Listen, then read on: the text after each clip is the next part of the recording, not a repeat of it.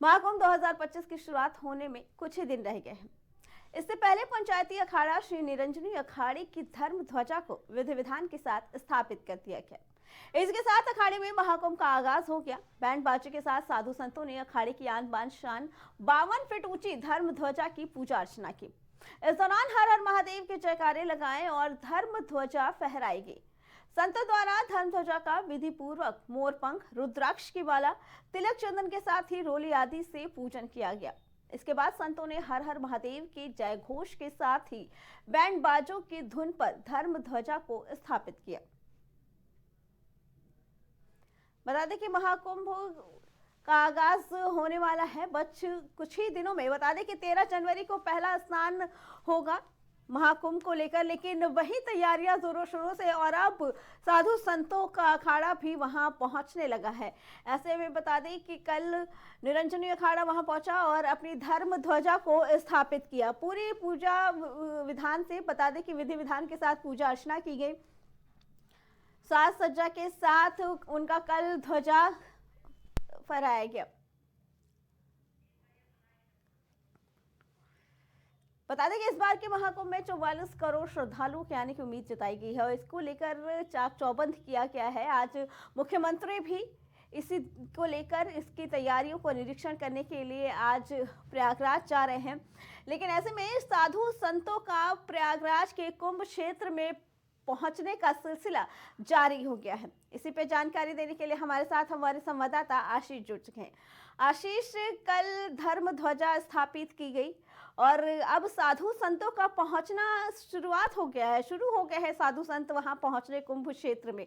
क्या कहना है इसके बारे में? अगर बात किया जाए तो जिस तरीके से साधु संतों का अगर बात किया जाए तो भूमि पूजन, ध्वजा स्थापित, साथ ही साथ पेशवाई का जो सिलसिला है वो कहीं ना कहीं शुरू हो चुका है। अगर बात किया जाए तो 13 जनवरी से पहला स्नान शुरू होगा। जो शाही स्नान की अगर बात किया जाए तो 14 जनवरी को मकर संक्रांति का दिन होगा। तो कहीं ना कहीं जो अब ये लगातार जो सिलसिला है वो शुरू हो गया। अब 1 तारीख से लगातार अनेक साधु जो तमाम अखाड़े उनकी पेशवाई निकलने का सिलसिला है वो लगातार अब शुरू हो जाएगा।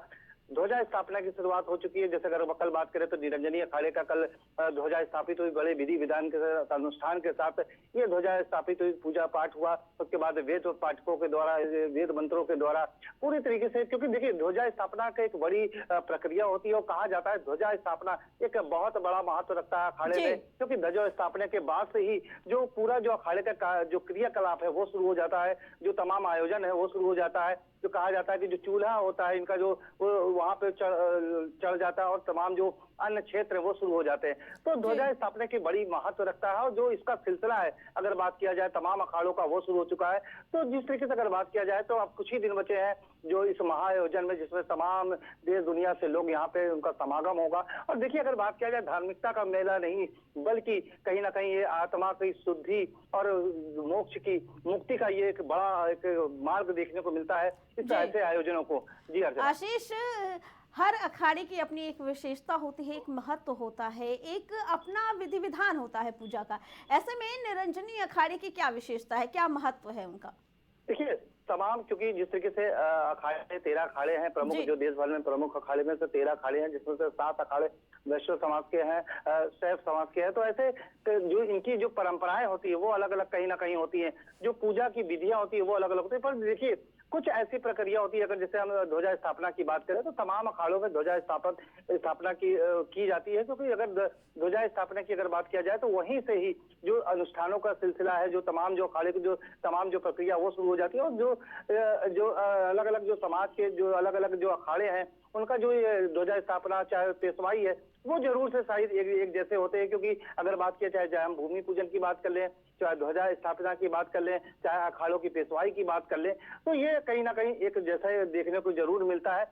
क्योंकि अगर बात किया जाए अगर ध्वजा स्थापना की अगर जिस तरीके से कल निरंजनी अखाड़े की जिस तरीके से आपने बात कही तो पूरी अनुष्ठान के साथ, विधि पूर्वक के साथ पहले जो ध्वजा होता है उसको पूरे जो 12 मणियों की अगर बात की जाती है तो 12 हाथ फीट लंबा ये लकड़ी का एक बड़ा सा एक वृक्ष का पे वो तना होता है। उसमें इनको पूरे गेरुए से रंगा जाता है, क्योंकि गेरुआ रंग कहीं ना कहीं सनातन धर्म का एक प्रतीक माना जाता है। उसके बाद जो गेरुए कलर के झंडे को इसमें लगाया जाता है, साथ ही साथ मोर के पंख को आगे झंडे के ऊपर लगाया जाता है। कहा जाता है था कि काफी क्योंकि भगवान कृष्ण का ये जो मोर का पंख है काफी भगवान ने इसको धारण किया था, तो उसको कहीं ना कहीं उस मोर के पंख को लगाया था। और जो ध्वजा की सबसे बड़ी अगर बात किया जाए तो कहीं ना कहीं जो लोगों से, जो संतों से बात हुई, जानकारों से मेरी जो बात हुई, उनसे साफ तौर पर यही कहना है कि ध्वजा स्थापना का जो मेन महत्व होता है, क्योंकि जो पहले अगर बात किया जाए आदिकाल से, तो कहीं ना कहीं जब कोई बड़ा अनुष्ठान होता था तो उसमें कई ऐसे लोग होते थे जो अनुष्ठान को कहीं ना कहीं विघ्न करते थे, चाहे हम राष्ट्रपति की बात कर ले, चाहे अन्य लोगों की बात कर ले।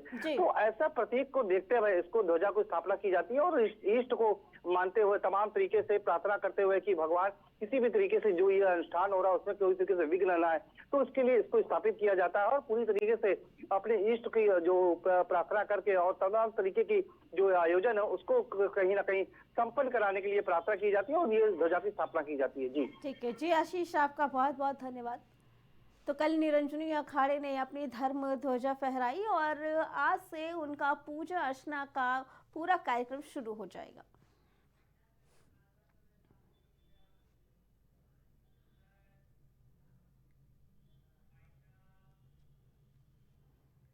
हर शहर प्राइम रिपोर्टर में फिलहाल इतना ही। बाकी खबरों के लिए देखते रहे प्राइम टीवी।